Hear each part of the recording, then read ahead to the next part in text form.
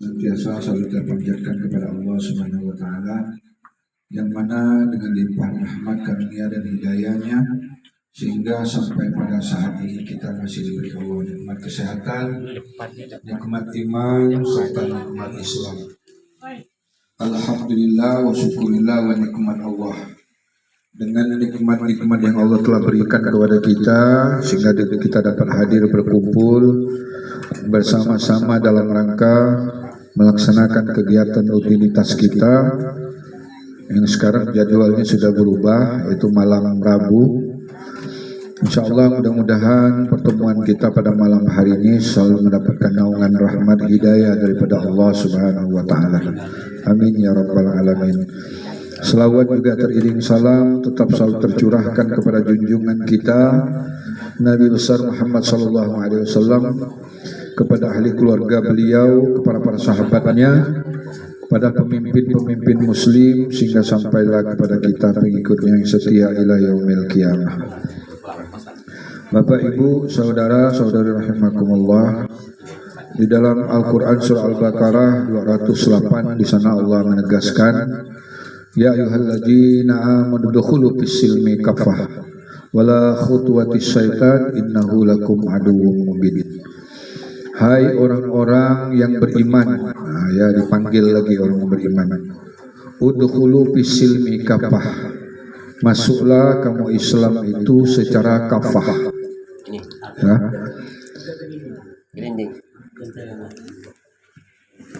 Kafah itu artinya masuklah Islam itu secara sempurna.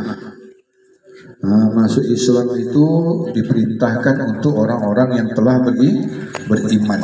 Jadi orang beriman itu apa perintahnya? Masuklah udkhulu fis-silmi kafah. Masuklah Islam itu secara kafah.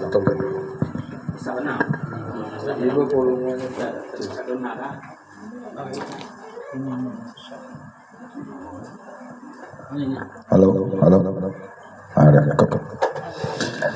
Jadi karena ada perintah di dalam Al-Quran bahwa siapa saja yang sudah beriman, ya, artinya orang-orang yang telah dipilih, orang-orang yang telah masuk ke dalam wilayah, bergabung di dalam orang-orang yang telah ditunjukkan.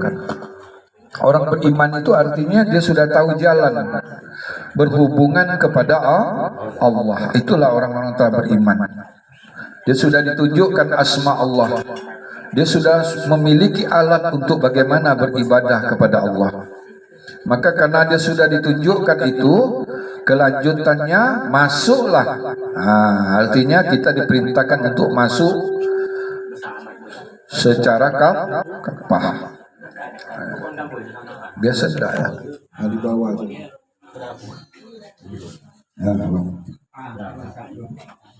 Jadi masuklah secara kafah, secara zahir dan batin. Kenapa harus kafah? Karena Allah menjadikan sesuatu itu berpasang-pasangan. Perintah lagi Allah, wala talbisul haqqa bil batil wa taktumul haqqa wa antum ta'lamun. Hai orang yang beriman, kata Allah, jangan sekali-kali kau campur adukkan yang hak dan yang batil. Jangan kau sembunyikan yang hak itu apabila kamu mengetahuinya. Jadi karena perintahnya kafah, zahir batin secara sempurna, secara utuh, maka kata Allah jangan kau campur adukkan mana yang di dunia, mana yang mi'raj yang kembali kepada Allah. Mana hablum minan nas, yang mana hablum minallah. Yang mana agama samawi, yang mana agama ardi. Jangan kau campur adukkan. Agama ardi tak akan pernah bisa sampai kepada agama samawi. Agama samawi itulah agama yang kafah, agama yang sempurna. Kenapa dia sempurna? Karena dia melalui proses.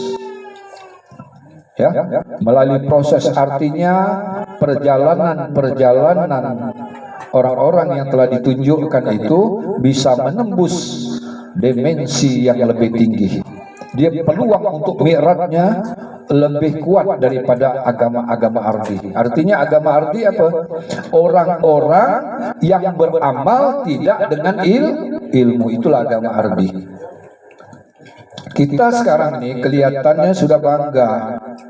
Setelah kita mengamalkan ajaran Islam, kita sudah merasa bahwa kita ini sudah selamat. Kita sudah beragama. Padahal agama sudah menegaskan kepada kita, awaludin ma'rifatullah. Syarat untuk beragama diawali dengan ma'rifat. Kalau dia belum mengenal, ma'rifat itu bahasa Arab ya, bahasa Indonesianya mengenal. Kalau dia belum mengenal siapa hakikat dirinya, artinya sebenarnya dia belum beragama. Jadi bagaimana pemahaman orang ini? Saya bingung juga kan. Dia sudah mengamalkan ajaran Islam katanya, ya. Dia sudah mengikuti syariatnya Nabi, tapi tidak mengikuti ajaran Nabi secara utuh. Dia menerima ajaran Nabi itu setelah Nabi ini bermakrifat. Artinya Nabi itu sudah proses, ya. Dia menerima ajaran itu setelah Nabi itu ditunjukkan, ya. Padahal proses awalnya harus mengikuti apa yang dicontohkan oleh Nabi. Kebanyakan orang-orang yang beragama sedikit sekali, ya, dia berguru yang sebenar-benarnya berguru. Artinya apa? Dia tidak pernah dibaiat, tapi dia berani mengamalkan ajaran agama. Sangat berbahaya. Dia mengamalkan salat, tapi dia tidak pernah memahami apa itu hakikat salat. Dia berpuasa, berzakat, bersahadat, tapi dia tidak pernah memahami apa itu hakikat syahadat, apa hakikat puasa, apa hakikat zakat, apa hakikat haji. Tidak pernah dia memahami. Inilah yang disebut dengan agama berdasarkan akal pikirannya. Bukan agama mengikuti tuntunan baginda Nabi kita Muhammad SAW. Itu artinya menciplak, arti memfotokopi aktivitas Nabi, tapi dia tak pernah berbaiat, dia tak pernah bertawajuh, dia tak pernah menerima dari seorang guru wali yang mursyida, wali-wali yang mursyid. Kenapa? Siapa yang memerintahkan kau beragama kalau kau belum bermakrifat? Syarat untuk beragama itu dikatakan orang beragama, dia harus bermakrifat. Sekarang saya tanya, Nabi sebelum dia ditunjukkan, ya, satu huruf di dalam jiwa itu, kan sebelum itu kan Nabi belum ada agama. Agama apa Nabi itu? Coba kita renungkan, kita pikirkan. Apakah dia beragama Nasrani? Karena memang sebelum datangnya Nabi Muhammad ini ada agama Nabi Isa. Agama Nabi Isa itu agama Nasrani. Apakah Nabi itu belajar agama Nasrani? Tidak ada, belum ada agama. Jadi ada syariat agama, ada syariat undang-undang jasmani. Ya. Undang-undang jasmani ini syariat umum. Misalnya apa? Makan, tidur, bekerja, berjalan. Ya, kekok terserah lah kan. Itu Nabi bersyariat pada saat itu, tapi syariat agama belum ada. Kok kita belum bertawajuh, belum berbaiat, berani bersyariat agama? Siapa yang memerintahkan kau bersyariat itu? Berani kau bersyariat kalau kau tak kenal, tak tersambung kepada Tuhan? Siapa yang bersyariat itu? Kan Nabi saja sebelum ditunjukkan dia belum beragama. Kapan Nabi Muhammad itu beragama? Setelah dia menerima satu huruf di dalam jiwa. Di mana dia menerimanya? Setelah dia bertafakur di Gua Hira. Bertafakur itu apa? Berhalwat di Gua Hira. 2 tahun setengah dia berhalwat itu. Baru ditunjukkan jalan beragama. Kan betul. Awaludin ma'rifatu. Pada saat Nabi itu bermakrifat, ditunjukkan satu huruf di dalam jiwanya, masuk ke dalam kalbunya cahaya nur itu, masuk ke dalam Nabi itu dibimbing oleh wali itu mursidah. Mursidah itu artinya rasul. Nabi Muhammad orangnya, rasul itu batinnya. Rasul itulah kalau sekarang zaman sekarang namanya mursid. Orangnya itu pembimbing. Ya, orang yang membimbing tentang mursid itu tak boleh banyak, satu, asal kata irsadah, dia menunjukkan jalan menuju Allah. Yang menunjukkan itu kau di zaman Nabi namanya rasul, kau sekarang namanya mursid. Orangnya itu pembimbing. Kalau di zaman Nabi Muhammad, itu namanya induknya mursid atau apa ini rabita. Maka amalan kita ini harus tersambung kepada Nabi Muhammad. Sanad itu tak boleh tak terhubung kepada Nabi Muhammad. Baru kita dikatakan orang-orang yang agama samawi. Agama samawi itu semua sama, tak ada beda. Cuman penyebutannya aja berbeda. Tak percaya, coba lihat di Al-Quran. Berimanlah kamu kepada kitab-kitab yang diturunkan. Yang diturunkan kan bukan hanya pada Nabi Muhammad saja. Nabi Isa diturunkan, Nabi Musa diturunkan, Nabi Daud diturunkan, Nabi Ibrahim, semua Nabi itu diturunkan. Baru ada syariat agama.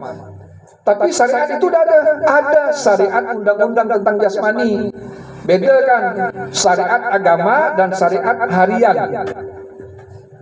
Tidur, makan, berjalan, itu syariat harian. Artinya syariat ini apa? Undang-undang tentang jasad, tapi belum dikategorikan beragama.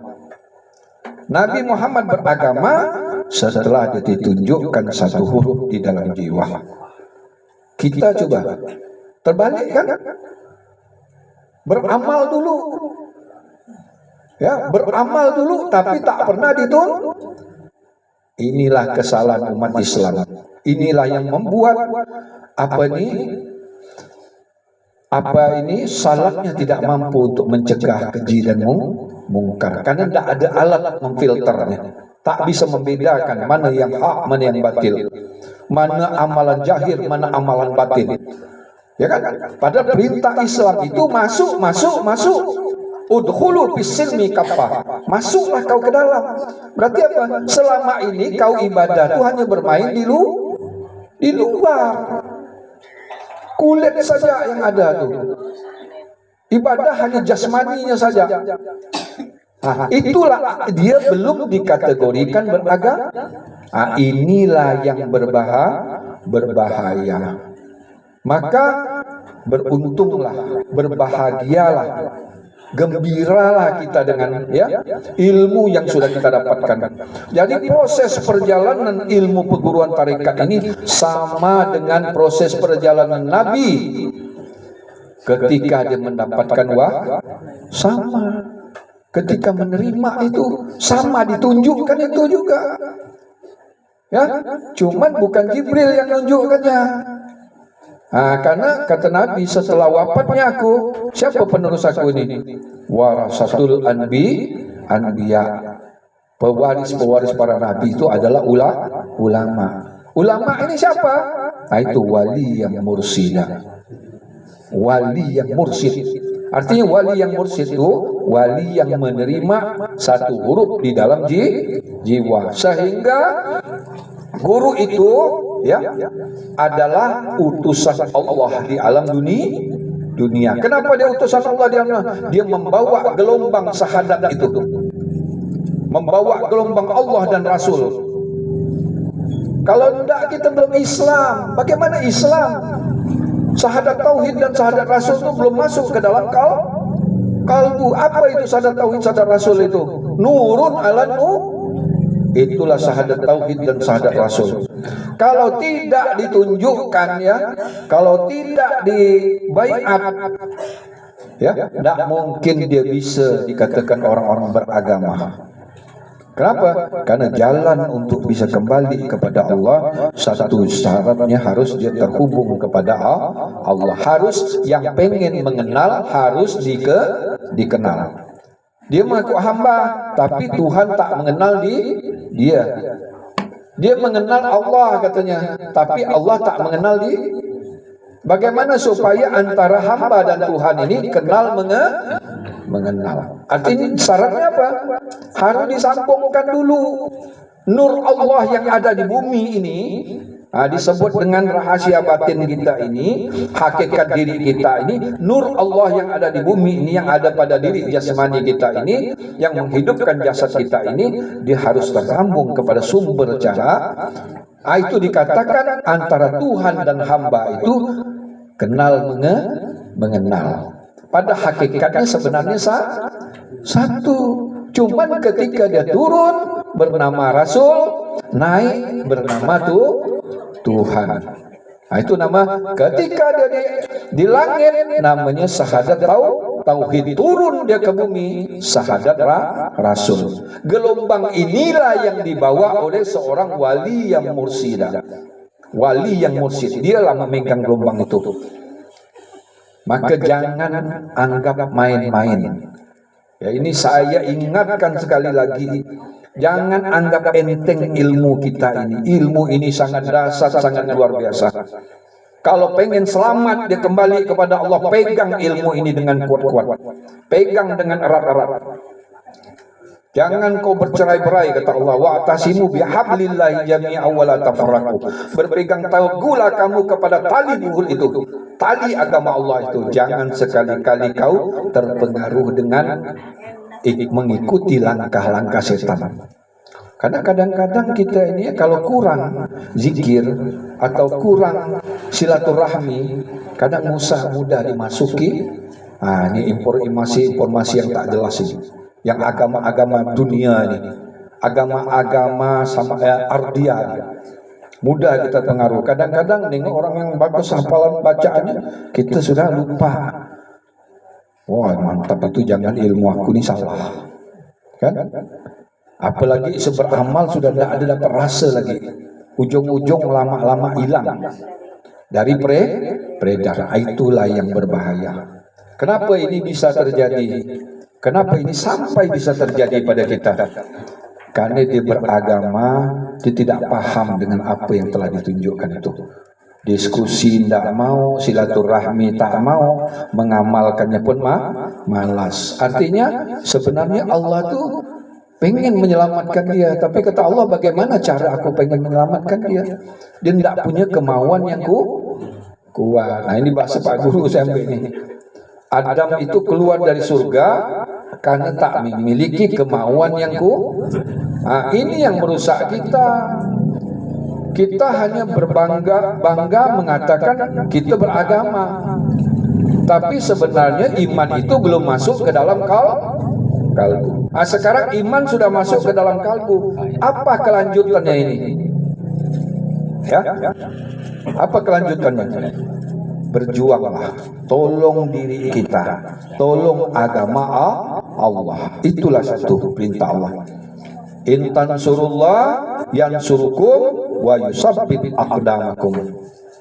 Tolong diri kamu, tolong agama Allah. Pasti Allah akan menolong kamu di dunia dan di akhirat, dan Allah akan mengukuhkan kedudukan kamu. Ini janji Allah, tak pernah Allah mengingkari janjinya. Artinya Bapak Ibu, kaitan dengan tema kita pada malam hari ini, segala amal apa yang kita lakukan harus dengan ilmu. Ilmu itulah yang bisa memisahkan mana jahir, mana batil, mana yang hak, mana yang batil, Mana yang orang-orang benar-benar kedudukannya dikatakan orang-orang yang beragama dengan orang-orang yang tidak beragama. Jangan dikira udah pakai kopiah, udah bisa mengaji, sudah bisa beramal, sudah beragama, belum. Ya. Semua agama-agama samawi itu melalui proses tawajuh ataupun baiat semua. Dan amalan-amalan dia semua dia suluk. Ataupun dia kalau dalam bahasa dulu itu meditasi. Dia berdiam diri, mengosongkan diri. Itulah agama samawi. Kenapa? Dia mau melebur, tenggelam, ya, kembali kepada sumber asal kejadian dirinya. Cahaya itu, dia masuk ke dalam sumber cahaya. Jadi orang-orang yang beragama samawi, ya, dari Nabi Isa, Nabi Musa, Nabi apalagi itu, Nabi Daud, Nabi Ibrahim, semua bermeditasi ataupun bahasa lainnya itu berharwat, bertafakur, bersuluk dia. Ya, kalau Nabi Musa di mana dia berhalwat tuh? Di Bukit Tursina dia berhalwat itu. Kalau Nabi Ibrahim di mana? Di dalam api dia berhalwat itu. Dia bertafakur itu, bersuluk itu di sana. Kalau Nabi Yunus di mana? Di pot ikan. Nabi Nuh di mana? Di kapal. Jadi semua agama samawi, agama yang bersumber daripada Allah itu, semua amalan dia mengosongkan diri. Karena setelah ada ditunjukkan, dia harus tahu bagaimana cara berhubungan kepada Allah. Akhirnya dia harus masuk ke dalam tingkat nol, zero, bahwa hakikatnya pada dia ini tak ada. Zero itu artinya kosong. Dia melepaskan kemampuan kekuatan yang ada pada diri, pada hakikatnya adalah la haula wa la wala. Allah lah yang kuat. Maka Allah tidak ada kalau kita merasa ada. Ya, la ilaha. Ya, ketika kita la ilaha iha, pada semuanya sudah tidak ada, bahwa nyata Allah pada diri. Kalau masih ada kau, kehebatan kau, kepandaian kau, kepintaran kau, kekayaan kau, Tuhan tidak nyata pada dirimu. Tuhan hanya nyata pada orang yang kosong, orang yang merasa tiada. Ketika kau la haula wala, nyata mana yang kuat, mana yang berarti yang lemah itu diisi oleh yang Kalau kau merasa diri kuat, tak mungkin Tuhan akan menolong kamu, karena ada dua diri yang kuat. Sementara yang kuat hanya Allah, tapi kau merasa juga kuat. Inilah artinya kita harus mampu membedakan, ya, mana yang hak, mana yang batil. Yang mana kita tetap di alam dunia, yang mana mi'raj kembali kepada Allah. Maka ilmu ini belajar kembali sebelum kembali. Belajar mati sebelum mati. Supaya kita bisa menembus alam, ya, alam di luar alam dunia. Inilah ilmu ini mengajarkan. Kita harus bisa masuk ke alam yang lebih tinggi. Untuk menembus alam itu, kau harus mati. Latihan mati itu apa? Tafakur. Ataupun apa? Apa itu namanya? Sir. Itu latihannya. Inilah agama samawi. Inilah baru dikatakan orang itu beragama.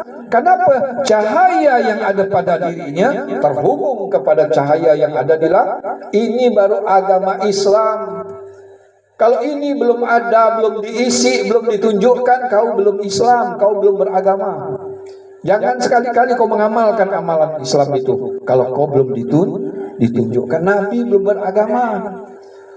Sebelum Nabi belum ditunjukkan satu huruf di dalam jiwa Nabi itu belum beragama. Kita udah sombong, udah tahu baca Quran, udah tahu salat, udah tahu salat itu salat ini, mengaku sudah merasa beragama. Boleh pengakuan manusia, tapi di sisi Tuhan sebenarnya kita belum beragama. Karena syarat agama awaludin ma'rifatu, awal orang itu dikatakan beragama makrifat. Kapan dia makrifat? Setelah dia ditunjukkan. Kapan dia ditunjukkan? Nah itu.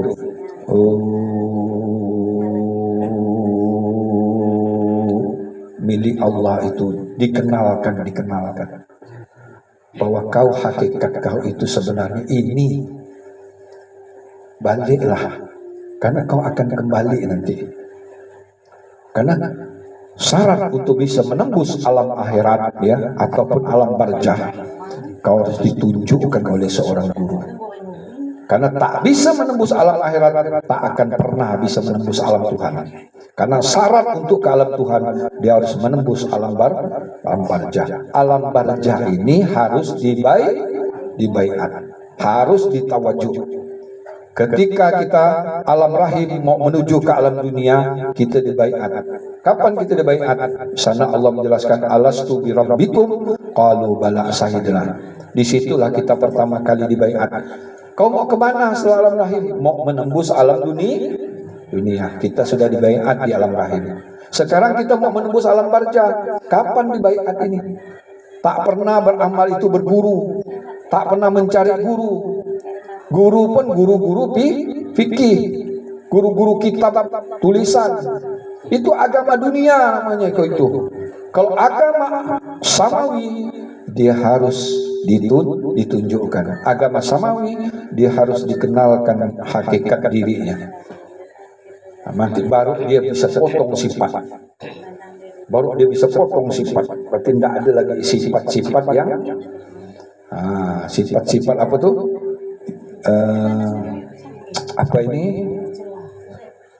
Melekat sifat-sifat sombong pada dirinya. Ya, artinya setelah dia mengenal hakikat diri, sudah ditunjukkan, sudah tahu dia cara beribadah kepada Allah. Disitulah awalnya kamu itu beragama. Seterusnya laksanakan perintah. Nah, ini kan perintah datang setelah ditunjukkan. Nabi pun begitu. Setelah ditunjukkan, baru Nabi beramal, bertafakur. Ya, amalan lain belum ada, salat belum ada, puasa belum ada. Yang diperintahkan pada saat itu setelah Nabi menerima satu huruf di dalam jiwa, ya, Nabi hanya disuruh merenung, berdiam diri. Itu saja amalannya. Setelah 11 tahun kenabian dia, umurnya 52 tahun, baru ada Nabi diperintahkan untuk mengerjakan salat 5 waktu sehari semalam.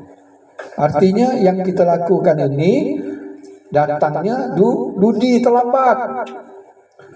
Yang datang pertama itu, yang itu satu huruf di dalam jiwa itu setelah 11 tahun dia menjadi Nabi, baru ada perintah itu. Kita nih bahasa Pak Guru apa, ujub-ujub langsung salat, langsung sembahyang. Ujub-ujub kata orang, tak tentu, tak siapa gurunya, siapa yang merintahkannya, tersambung atau tidak tersambung, yang penting sembahyang.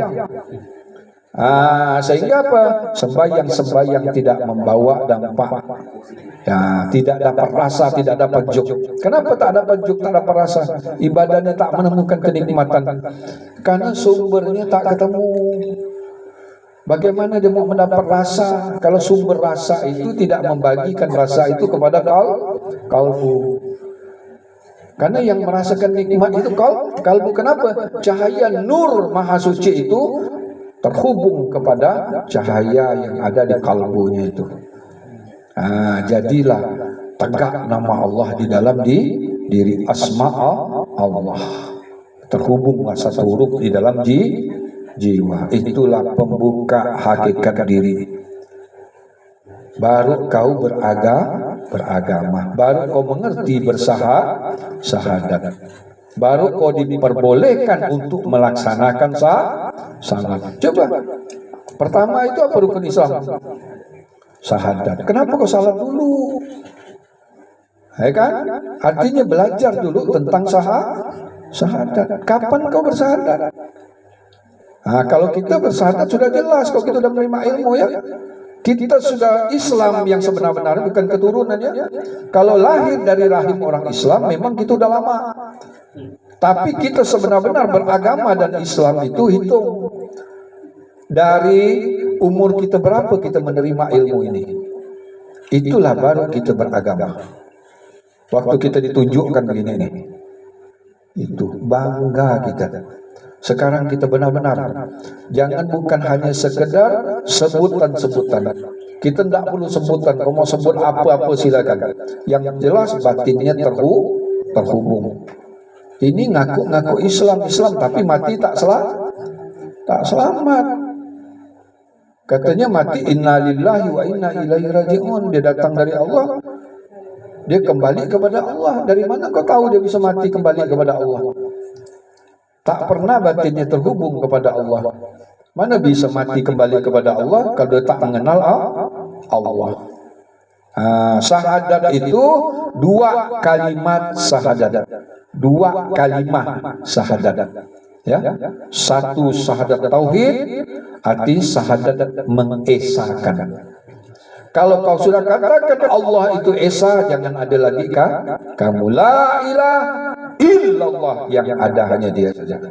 Ketika Allah sudah nyata pada diri kau, kau tidak punya kekuatan, nol kau, baru kau bisa menembus alam akhirat. Alam akhirat hanya bisa ditempuh kalau orang itu sudah nol. Artinya dia sudah bisa menembus alam kematian. La haula wala. Baru dia bisa zikirnya berjalan, baru dia tarekat. Ketika ada illallah, jasadnya di alam dunia, jiwanya bergerak. Ini yang berbahaya, beramal, jiwa tak bergerak, jalan di artinya apa? Jiwa itu terikat oleh apa jiwa ini?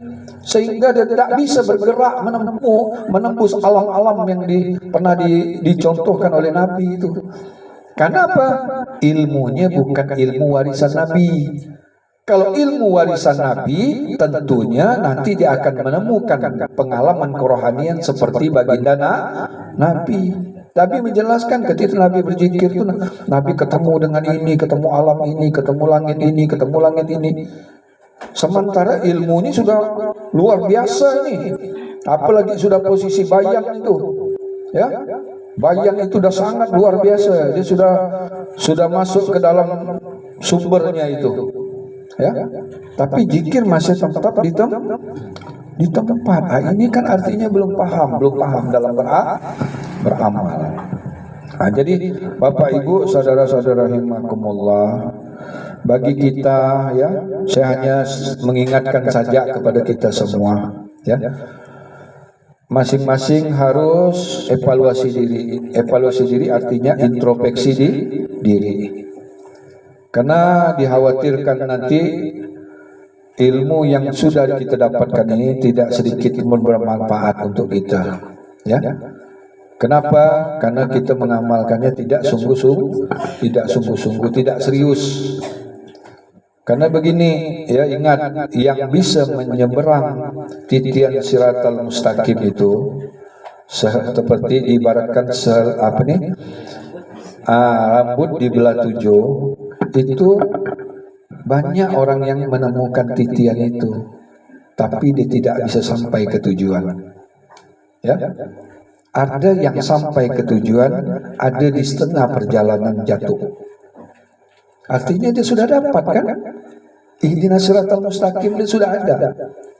Tapi kenapa dia tidak sukses? Karena ilmunya sudah ada, semangatnya tidak ada, kemauannya tak ada. Kalau tak ketemu sekali itu sudah pasti hancur, sudah binasa gitu. Tidak ketemu titian siratal mustaqim itu. Titian siratal mustaqim disimbolkan apa? Satu huruf di dalam jiwa. Itu yang berjalan jiwa. Itu jangan disimbolkan seperti macam jembatan. Itu cuma kita menerjemahkan dalam bahasa manusia. Jembatan kita menuju ke satu alam yang lebih tinggi. Artinya bisa kau tempuh alam itu dengan satu huruf di dalam jiwa. Ada orang sudah dapat tapi tak bisa tembus ke dalam itu. Kenapa nih tadi? Karena apa ini setengah-setengah hati, tidak sungguh-sungguh, tidak serius. Maka kata Allah, aku tergantung sangkaan hambaku. Kesungguhan, keseriusan, keistiqamahan, itulah membuahkan hasil. Ada orang yang berjalan tapi tidak berhasil. Dia sudah ditunjukkan, artinya sudah tahu jalan ihdinas siratal mustaqim, tapi tidak sampai ke tujuan. Tenggelam dia di sana. Artinya apa? Sababnya tidak lurus. Kenapa? Dipengaruhi oleh kiri dan kanan. Terpengaruh oleh daya tarik gravitasi bumi. Artinya tarikan bumi itu jauh lebih kuat daripada tarikan Tuhan. Inilah yang berbahaya. Jangan dikira sudah ditunjukkan ini selamat semua. Jangan. Karena itu gambarannya. Ya. Pernah tidak kita dengar itu orang yang berjalan titian siratal mustaqim, ada sebelum dia menemukan itu dia sudah jatuh. Ada di tengah perjalanan dia jatuh, ada yang sudah sampai ke tujuan. Artinya ini kan bahasa ini kan bahasa isyarat. Artinya memintakan kita untuk berpikir.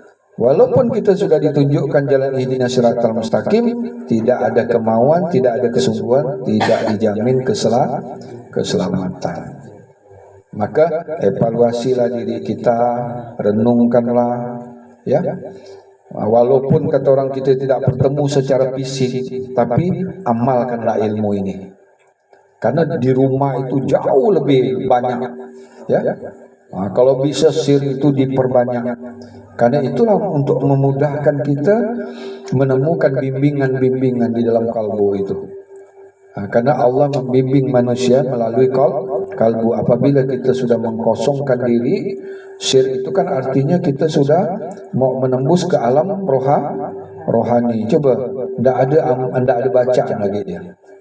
Kita sudah tundukkan kepala kita, hadirkan kalbu kita, sehingga bermain di tingkatan masing-masing, di posisi masing-masing. Kalau kita sudah 1 sampai 7, amalkan ini terus. Kalau kita 8, gerakkan. Ya, ini simbol sebenarnya, bukan ininya. Itu cahaya langit dan cahaya bumi itu terhubung. Apabila dia sudah terang, gilang, gemilang, tak ada bandingan, di situlah baru kita tahu tegak nama Allah itu berdiri bahwa kau ini tak ada sebenarnya, yang ada hanyalah milik Allah. Itu dikatakan qiyamu ta'ala binafsi wahdaniyatullah. Baru esanya ta Allah itu dari hidup Allah itu pada diri. Kalau ini sudah mesra, ya, sudah sudah rukun antara zahir dan batin, luar dan dalam, ya, casing dan isi ini sudah mesra, wajib dia mati akan selamat kembali kepada Allah. Karena yang berat itu untuk memesrahkan ini. Yang di luar ini tarikannya banyak ke dunia, karena dia ditarik oleh gravitasi bumi. Karena dia tercipta dari alam, angin, air, api, tanah. Ini dijadikan jasmani ini. Tarikan dia ini banyak ke bumi. Jiwa itu tarikannya ke Tuhan. Tapi karena tidak ada kemauan yang kuat, tidak sungguh-sungguh, akhirnya tertutup, dia terhijab tarikan Tuhan itu. Yang ada, yang terpandang tarikan dunia. Jadi dunia itulah yang dirasakannya indah. Dia tidak sadar bahwa dia mengorbankan akhirat demi dunia. Dan mengorbankan yang setitik itu untuk kesenangan. Air laut yang luas itu kan, kesenangan dunia itu hanya setitis. Dia korbankan yang luas itu demi untuk yang setitis. Itulah orang-orang yang merugi. Hati-hatilah ya. Karena kita selama kita masih hidup di alam dunia ini tidak ada tugas lain. kita ingat mengingatkan, nasihat menasehati. Walaupun secara fisik kita memang tidak bersama, tapi amalkanlah ini, yakinkanlah. Padahal karena berat untuk meyakinkan ilmu ini ya.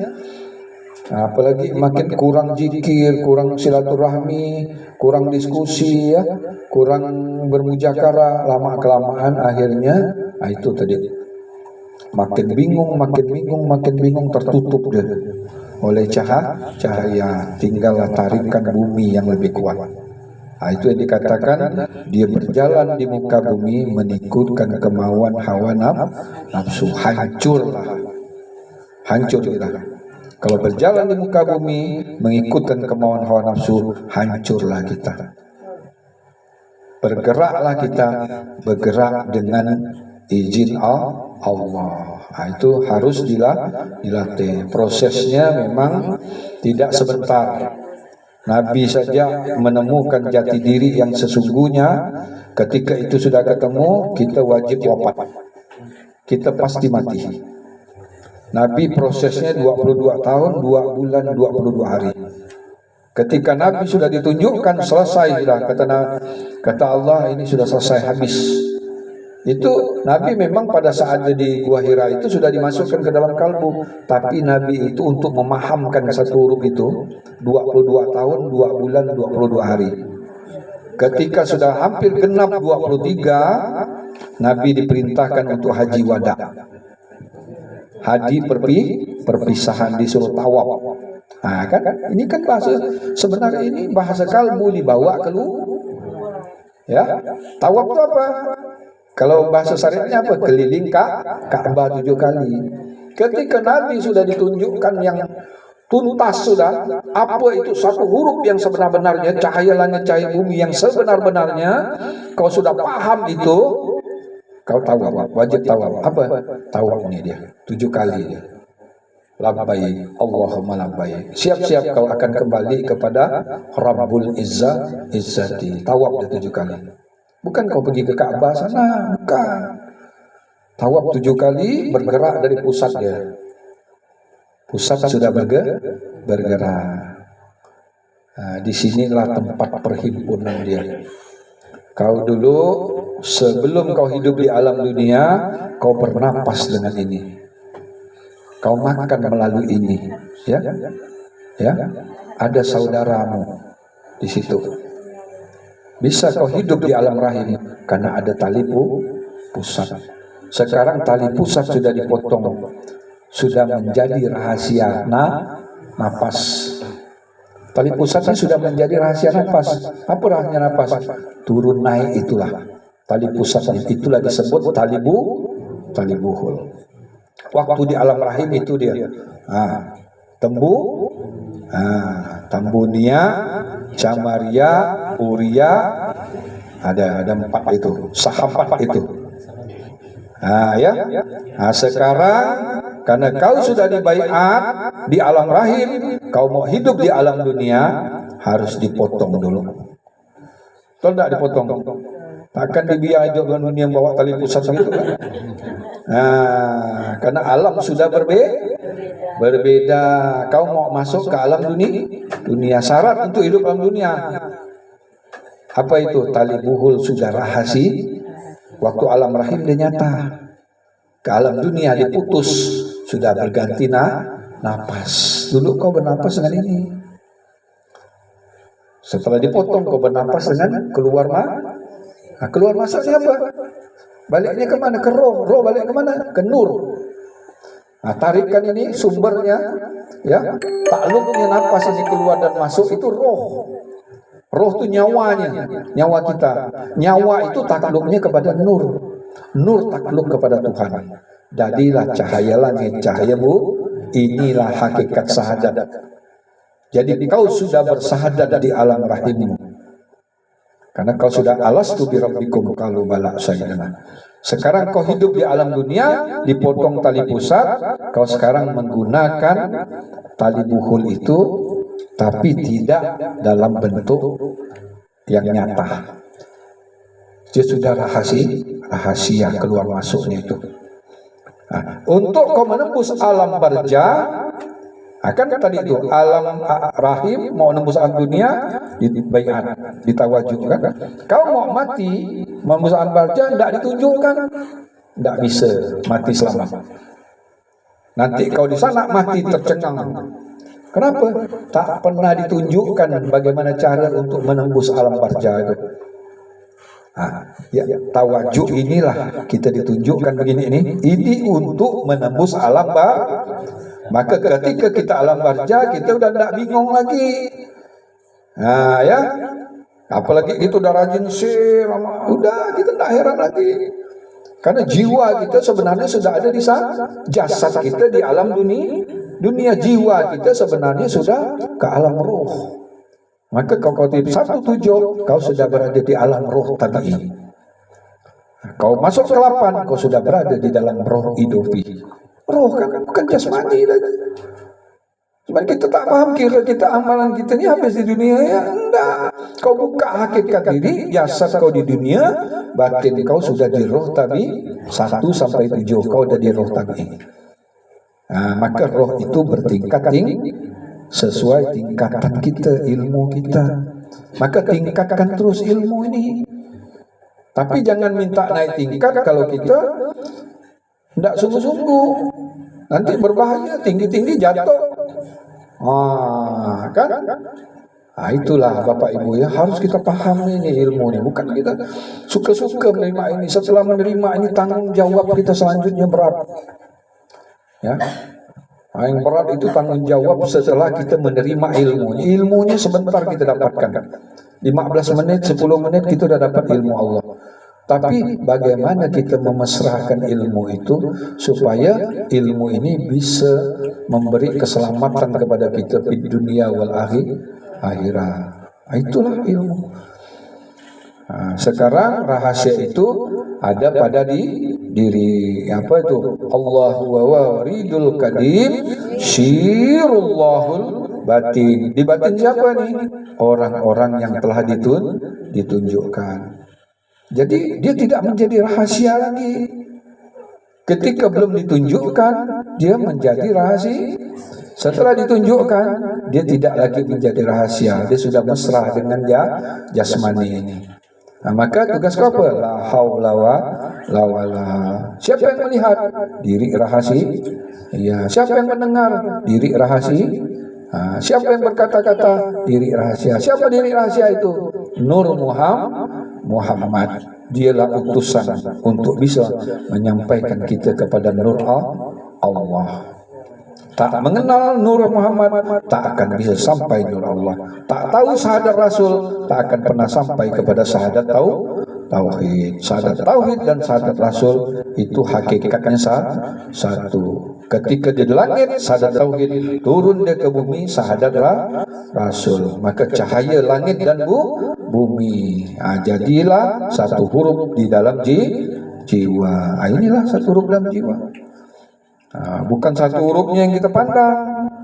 Keluar masuk jalan nafas itu terhubung kepada Allah. Maka orang yang berilmu, amalnya tidak ada putusnya. Pahala dia pun tak ada putus. Itulah baru dia jadi insan kamil, muka kamil. Insan yang sebenar-benarnya insan. Keluar jadi jasad, ke dalam jadi roh. Keluar disebut manusia, ke dalam disebut insan yang sebenar-benarnya. Jangan hanya jadi manusia ya, jadilah insan. Insan itu artinya dia menanggung rahasia Allah. Kan dulu udah pernah kita bahas insan itu. Kau tak bisa jadi insan, dia mati akan jadi siapa? Hewan. Maka kenallah al-insanu sirri wa ana sirruhu. Manusia itu rahasiaku, aku ada di dalam rahasianya. Rahasia manusia itu adalah Nur Muhammad Rasulullah. Saya rasa ini dululah yang dapat saya sampaikan. Mudah-mudahan yang singkat ini ada manfaatnya untuk kita. Mudah-mudahan kita selalu mengevaluasi diri kita semua supaya makin lama apa ini semangat kemauan kita semakin kuat karena dorongan dari dalam. Ya kalau kita ada halangan karena sakit itu kita maklumi. Tapi kalau ada kesempatan, ada waktu, tapi kita abaikan, inilah yang kita khawatirkan. Ya, artinya nanti rahmat Allah, ridha Allah tidak lagi kita bisa dapatkan. Nah, ini yang berbahaya. Kurang lebih saya mohon maaf. Akhir kalam, wabillahi taufiq wal hidayah. Assalamualaikum warahmatullahi wabarakatuh.